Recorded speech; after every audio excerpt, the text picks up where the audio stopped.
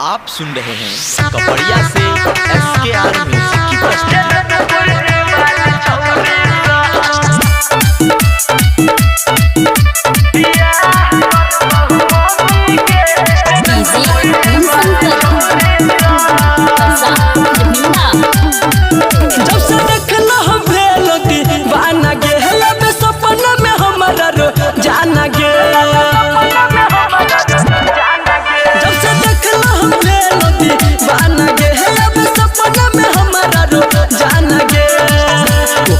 जर रहबो नहीं तो जहर खा के मरबोगे। ओकरे जर रहबो नहीं तो जहर खा के मरबोगे। जनकपुर वाली छौरी सा, जनकपुर वाली छौरी सा बियाह करबहु मम्मी के। जनकपुर वाली छौरी सा बियाह करबहु मम्मी के। जनकपुर वाली छौरी सा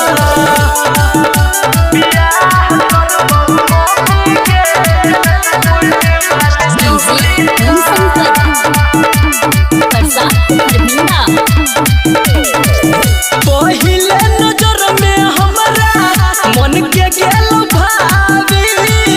दान दहेज कुछ न लिहा, लड़की छै स्वभावी। पहिले नजर में हमरा मन के गेल भाभी। दान दहेज कुछ न लिहा, लड़की छै स्वभावी। हम अब ठानी ले लियो महंगो करे भरबोगे। हम अब ठानी ले लियो महंगो करे भरबोगे। जनकपुर वाली छौरी सा, जनकपुर वाली छौरी सा बियाह करबहु मम्मी के। जनकपुर वाली छौरी सा बियाह करबहु मम्मी के। जनकपुर वाली छौरी सा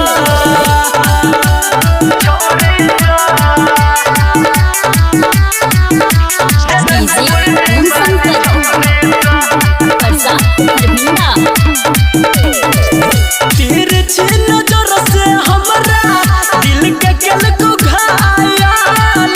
संदीप भेलो जब बजलो पाँव में पायल। तिरछी नजर से हमरा दिल के केल को घायल। संदीप भेलो जब बजलो पाँव में पायल। राइटर सूरज कहो के करो से नहीं डरबोगे। संजीत बबलू कहो के करो से नहीं डरबोगे। जनकपुर वाली छौरी सा, जनकपुर